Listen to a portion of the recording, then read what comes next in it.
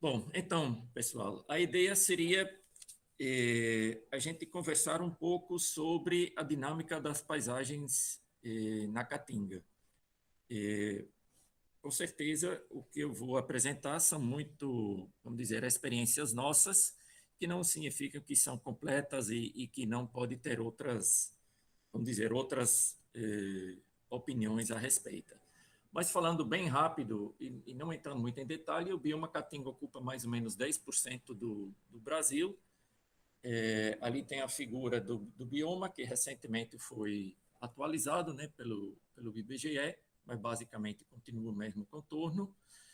Tem uma população bastante grande, e isso é extremamente importante a gente considerar, porque o bioma Caatinga tem que atender a todas as demandas dessas pessoas que moram lá. E não apenas as pessoas do bioma Caatinga, mas também da região Nordeste como um todo. Então, por exemplo, muitos recursos, principalmente energia, que é produzido no bioma Caatinga, também é levado para a zona da Mata Atlântica, para a zona costeira, independente de fazer parte do bioma Caatinga ou não. Também é considerado a floresta seca mais extensa da América Latina, e então, mais ou menos nesse contexto que a gente tem o bioma. Por mais que é um bioma, tem bastante heterogeneidade. Essa heterogeneidade, vamos dizer, pela primeira vez foi identificado pelo ZANE, o Zoneamento Agroecológico do Nordeste, pela Embrapa, né, que infelizmente não conseguiu uma figura mais nítida, mas é apenas para demonstrar a grande variedade de situações ambientais que a gente tem. Então, a gente só no zoneamento tinha 20 unidades de paisagem e 170 unidades de ambientais, que basicamente é um reflexo do clima, do solo, e realmente é uma diversidade muito grande. Também na iniciativa que foi desenvolvida junto com o The Nature Conservancy, foram identificadas 8 ecorregiões, ou seja, o bioma Caatinga não é uma região única, ela apresenta uma diversidade bastante grande. E é extremamente importante a gente entender, quando a gente falou da população, o bioma Caatinga, desde a ocupação, os recursos naturais do bioma têm sido usados constantemente para atender a demanda da população, tanto para lenha, para construção rural, para forragem, para a agricultura itinerante, para todas as demandas, a caatinga sempre vinha sendo utilizado. E talvez um pouco diferente de outras regiões, a vegetação da caatinga sempre fez parte integrante dos sistemas produtivos. Então, por exemplo, a pecuária extensiva se baseia na produção forrageira disponível no bioma caatinga, né? Também a lenha continua até hoje a terceira fonte de energia na matriz energética do Nordeste. Isso é vamos dizer, uma característica extremamente importante e tanto pode ser vamos dizer, um problema, um perigo, como também pode ser uma oportunidade de desenvolvimento sustentável, desde que seja feito de forma adequada.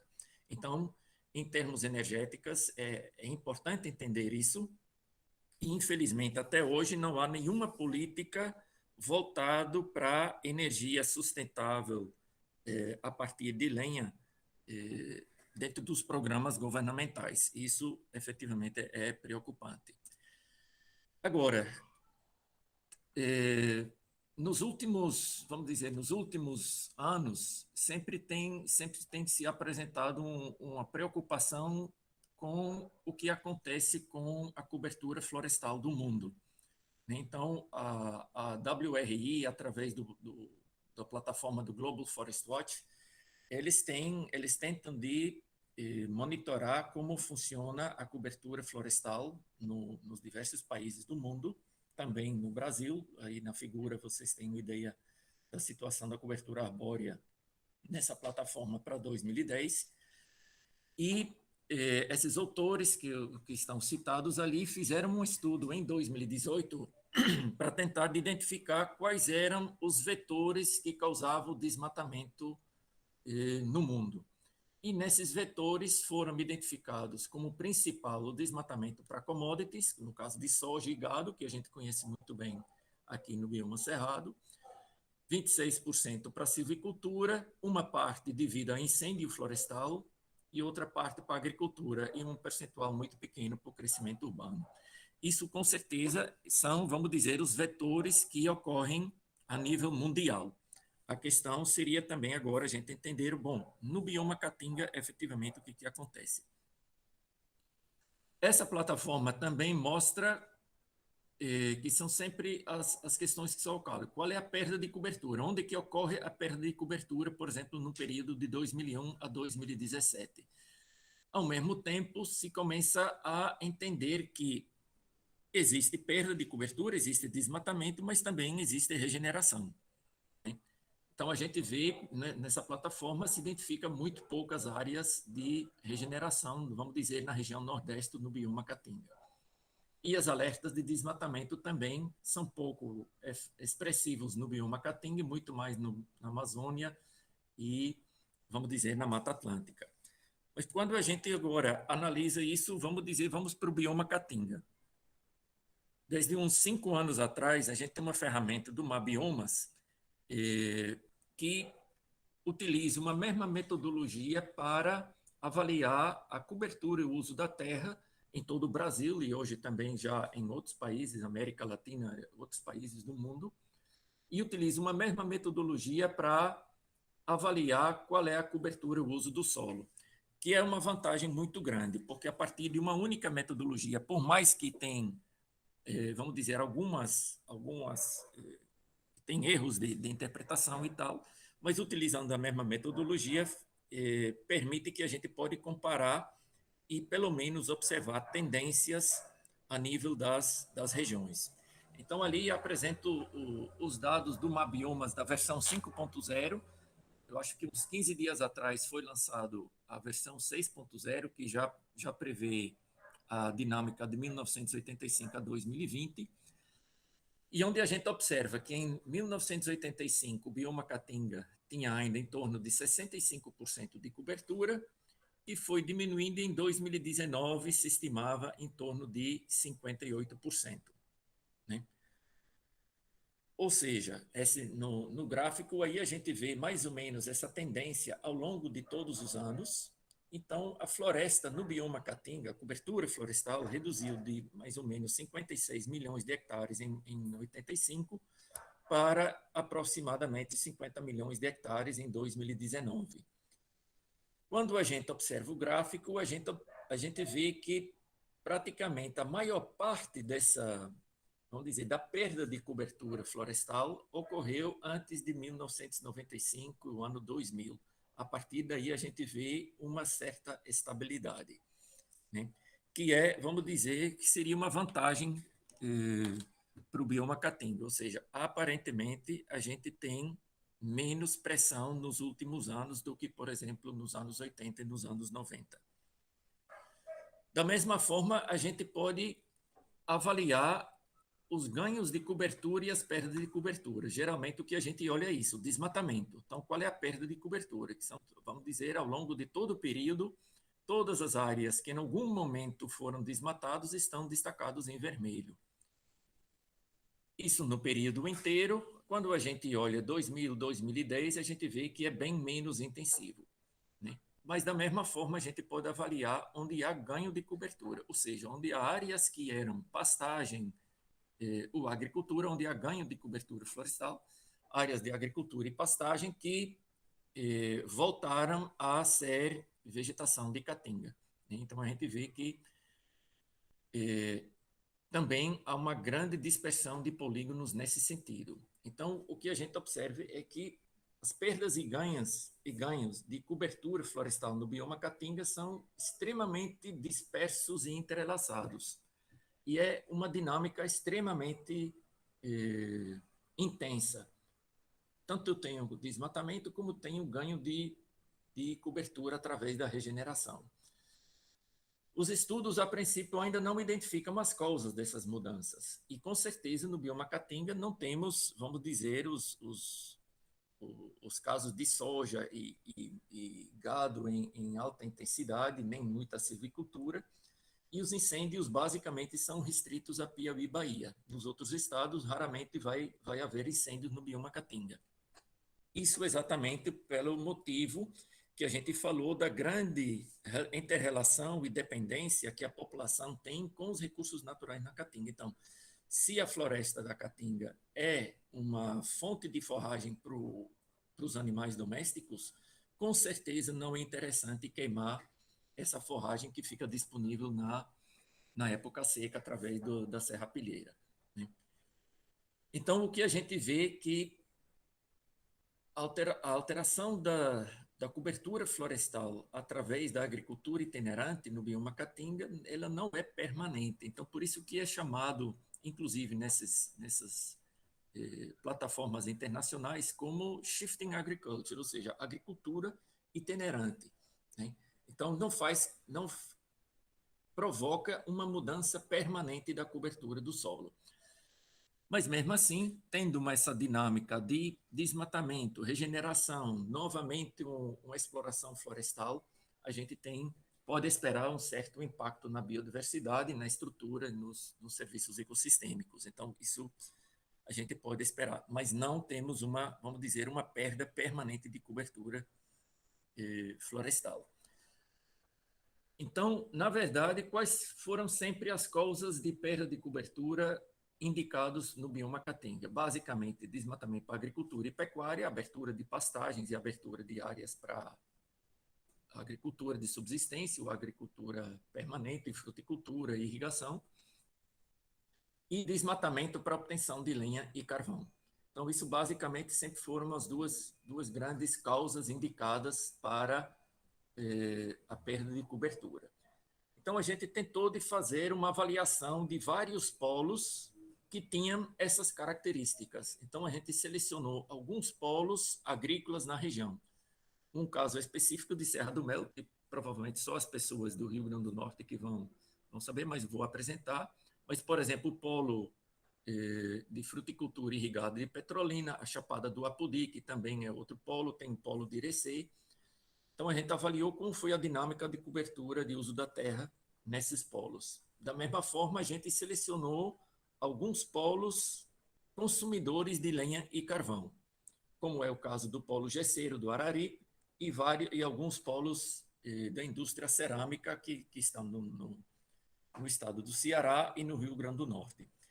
E também, da mesma forma, a gente selecionou alguns polos onde tem alta concentração de planos de manejo florestal, para a gente tentar de avaliar como ocorre a dinâmica da cobertura e uso da terra nesses polos. Então, geralmente, a gente pegou um raio de 50 quilômetros ao redor do município central desses polos. Então, quando a gente faz a avaliação nos polos agrícolas, então vocês veem aqui a dinâmica no município de Serra do Mel, que começou com uma cobertura florestal de 50 mil hectares, que baixou para menos de 20 mil hectares em 2017. Então, a gente vê efetivamente um formato de X, onde a cobertura florestal permanentemente está em declínio e a área de agricultura e pecuária está sempre ascendendo, né? E, inclusive, atingindo já níveis de não ter área suficiente com cobertura florestal para reserva legal. No caso de Petrolina também, ainda não é um X que ocorreu, vamos dizer, o ponto de equilíbrio de áreas iguais em 2003, 2004, ainda ocorre agora em 2013 e 2015, mas a tendência também é ter cada vez menos cobertura florestal. E a mesma coisa a gente observa um pouco na região da Chapada de Apodi, ou seja, a gente observa nos gráficos uma perda permanente e constante de cobertura florestal. Para as pessoas que teriam interesse, vocês podem ver no Google Earth o caso de Serra do Mel. Aqui, vamos dizer, a imagem de 1984, onde a gente vê que ainda boa parte da área ainda é coberta com floresta. Em 2000, a gente já vê a grande abertura das áreas, e em 2020 a gente vê o que efetivamente já predomina, são as áreas agrícolas. É um caso específico, Mas, assim, mostra claramente que a agricultura, em determinados casos, efetivamente provoca uma mudança permanente, uma perda permanente de cobertura florestal. Quem tiver oportunidade pode observar isso nesse sistema do Google Earth, do time-lapse, onde a gente pode ver o que ocorre ao longo dos últimos 30 anos. Você foca numa determinada região e ele mostra a dinâmica da cobertura do solo. Então, isso vocês vão poder ver claramente a perda de cobertura florestal ao longo desse período. Um pouco o mesmo caso na região do Irecê, Bahia, né, que é uma região altamente produtora de feijão. Então, a gente vê que a maior cobertura, a maior perda de cobertura ocorreu antes de 1995. A gente vê em 85 ainda bastante cobertura florestal. Quando a gente vê em 95, isso já foi altamente reduzido. Em 2019, também ainda reduziu, mas pelo menos em menos grau. Então, o gráfico também mostra isso. O aumento das áreas da agricultura ocorre principalmente até aqui, depois a gente tem, vamos dizer, ainda tem uma perda, mas é bem menos intensa. Fazendo agora essa mesma análise de alguns polos consumidores, e aí são polos consumidores basicamente de lenha, oriundo do manejo, oriundo de caatinga, de vegetação nativa, não necessariamente de manejo. Então, quando a gente avalia o polo gesseiro do Araripe, pegando 5, 6 municípios na região do Araripe, a gente vê que, por incrível que parece, não observamos uma perda drástica, observa-se uma perda, mas não é tão, vamos dizer, tão expressivo como a gente vê nas áreas de polos agrícolas. No caso dos polos cerâmicos, do Seridó, a gente também observa que, na verdade, não tem exatamente uma perda de cobertura florestal. No polo cerâmica de Russas e de Açu, observa-se uma determinada perda, mas não é tão expressiva. Então, talvez um pouco ao contrário do que a gente esperava e que a gente dizia, bom, são polos que precisam muita lenha. Então, a gente esperaria que teria uma perda significativa de lenha, de cobertura florestal para lenha nesses municípios, pelo menos num raio de 50, 80 quilômetros desses municípios. Isso não acontece. E aí pode ter duas explicações. O raio de abastecimento é bem maior, que com certeza hoje é assim. Se isso nos anos 80, 90, o raio era no máximo 100 quilômetros, hoje com certeza é muito maior. E outra explicação é que se utiliza, além da vegetação da caatinga, principalmente nos últimos 10, 15 anos, já começa a se utilizar outras fontes de energia, que pode ser algaroba, que pode ser poda de cajueiro, resíduos, etc. Então, faz com que a pressão sobre a caatinga também diminua um pouquinho.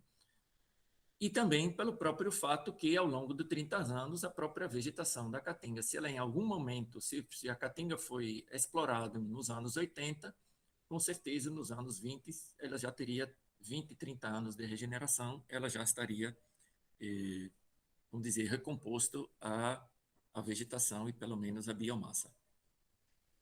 Quando a gente vai nos polos que tem, vamos dizer, uma concentração de manejo florestal, no caso de Pernambuco, concentrava mais ou menos 50% da área de manejo no estado, no polo Ceará também, que basicamente foi na região central do Ceará, a gente observa que temos uma estabilidade da cobertura florestal. Então, a gente vê que tudo indica que o manejo florestal promove uma manutenção da cobertura florestal. Aí a gente também fez o exercício para avaliar o que acontece nos núcleos de desertificação. Então, a gente pegou basicamente os núcleos de Gilboés, do Seridó, do Rio Grande do Norte, Irauçuba, de Ceará e Cabrobó. No caso, o núcleo de desertificação em Pernambuco. Então, quando a gente observa Gilboés, não temos exatamente, na verdade, a gente pode observar todos eles, não vemos uma grande perda de cobertura florestal. Por exemplo, quando a gente vai no Seridó, não observamos uma perda de cobertura florestal nessa região. Irauçuba tem uma ligeira queda, de novo, até os anos 95, e depois, basicamente, uma estabilidade. Cabrobó tem uma certa perda. Quando a gente vê vários gráficos que eu apresentei, quando a gente olha a partir de 2012, sempre apresenta uma quedazinha.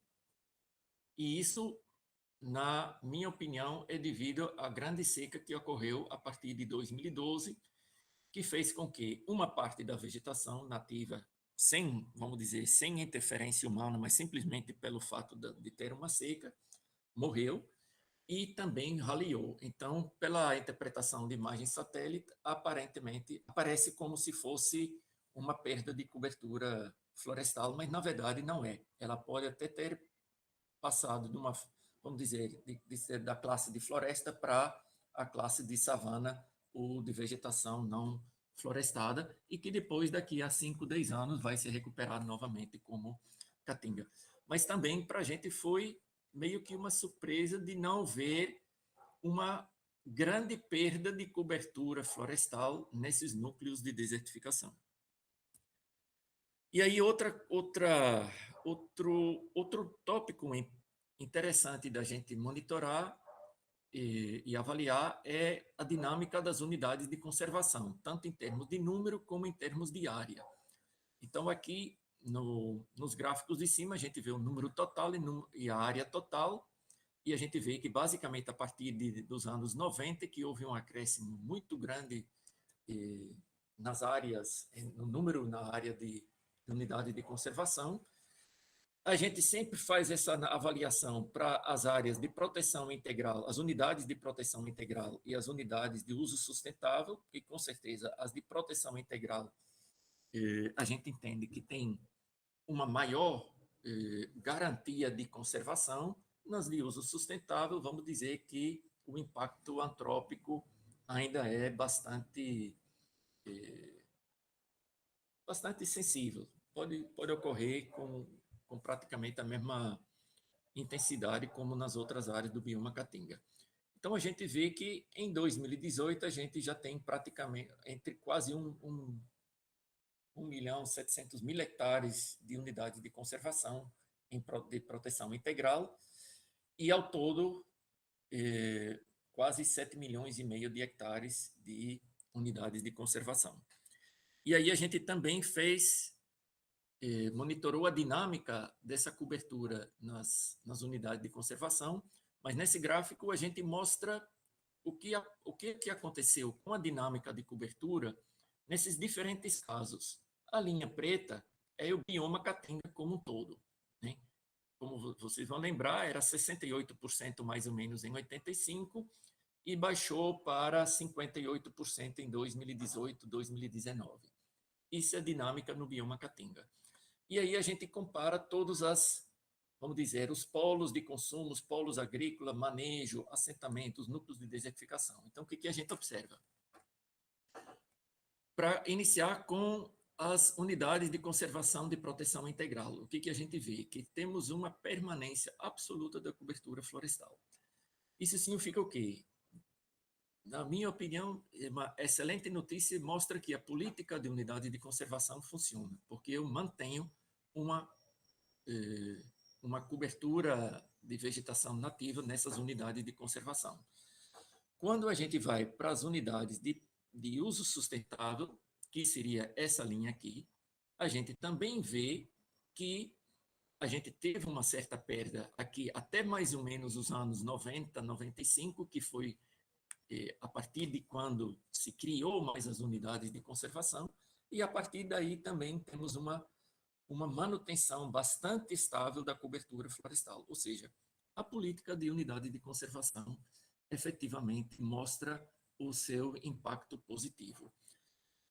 Agora, apenas está abaixo da tendência geral do bioma Caatinga são os polos de consumo, e que seguem basicamente a mesma tendência, apenas com uma queda aqui a partir de 2011, 2012, e que pode ser devido à grande seca e provavelmente não por causa de uma demanda específica.